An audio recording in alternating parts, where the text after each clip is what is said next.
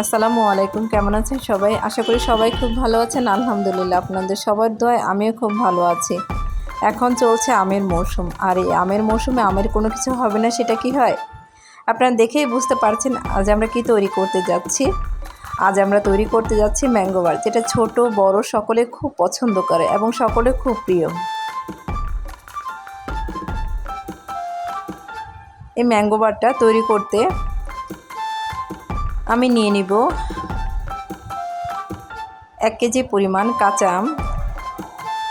এটাকে ভালো করে কেটে ধুয়ে নিয়েছি। এবার একটি পাত্রে আমের টুকরোগুলোকে দিয়ে দেব।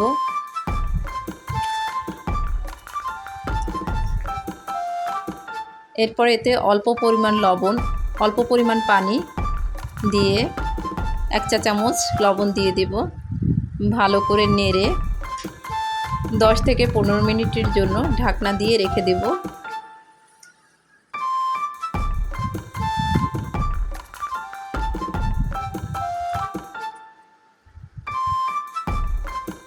পনেরো মিনিট পর আমার আমগুলো পুরোপুরি সেদ্ধ হয়ে গেছে। এখন আমি একটি বলে এটিকে ঠান্ডা করে ব্লেন্ডারে দিয়ে দিব।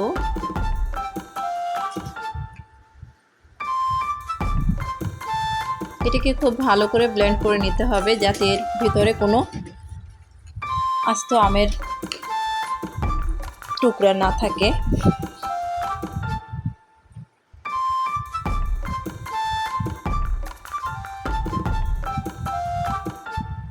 ব্লেন্ড করা হয়ে গেলে এখন আমি একটি ছাঁকনির সাহায্যে আমের পিউরিটিকে স্প্যাচুলার সাহায্যে নেড়ে ভালো করে ছেঁকে নেব।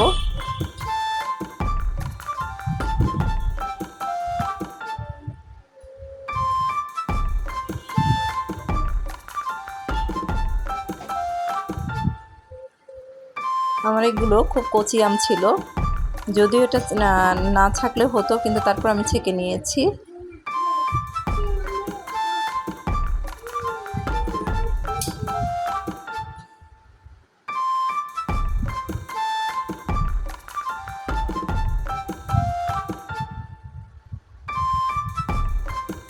এরপর এই আমের পিউরিটিকে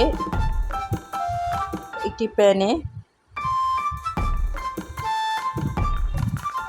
ঢেলে দিব এবং মিডিয়াম আঁচে এটিকে বসিয়ে দিব।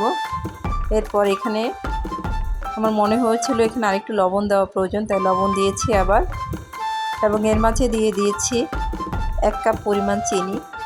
চিনিটাকে আমের পিউরির সাথে ভালো করে এভাবে স্প্যাচুলার সাহায্যে নেড়ে নিচ্ছি।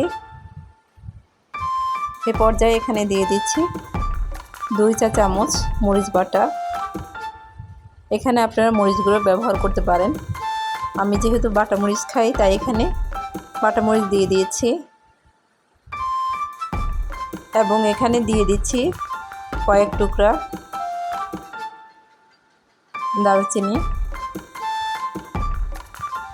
এবার স্প্যাচুলার সাহায্যে আবার খুব ভালো করে কিছুক্ষণ নেড়ে নেব।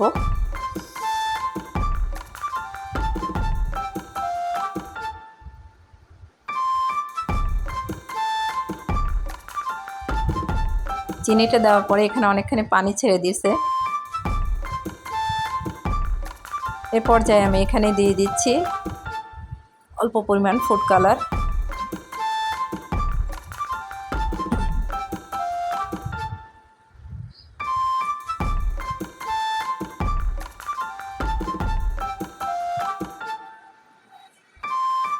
কিছুক্ষণ পর আমি দারচিনির টুকরোগুলোকে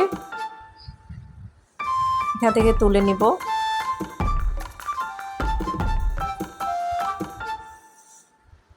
এভাবে অনবরত নাড়তে হবে যাতে নিচে এটা লেগে না যায়।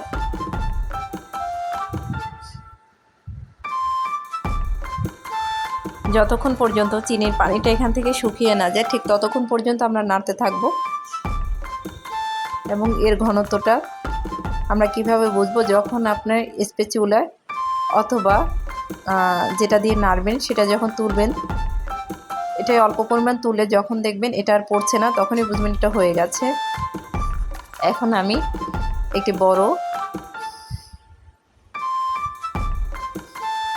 প্লেটে এটাকে স্প্যাচুলার সাহায্যে খুব ভালো করে ছড়িয়ে নিচ্ছি।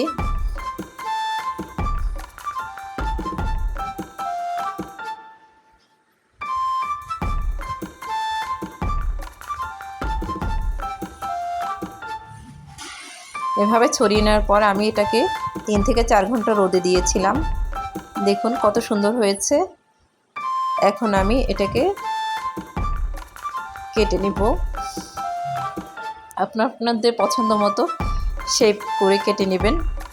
এটাকে কেটে আমি ঠিক রোলের মতো করে গোল করে নিয়েছিলাম।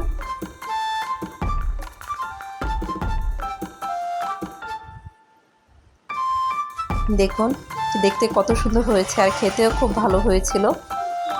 ভিডিওটি যদি আপনাদের ভালো লেগে থাকে তাহলে লাইক শেয়ার কমেন্ট করবেন। ভালো থাকবেন।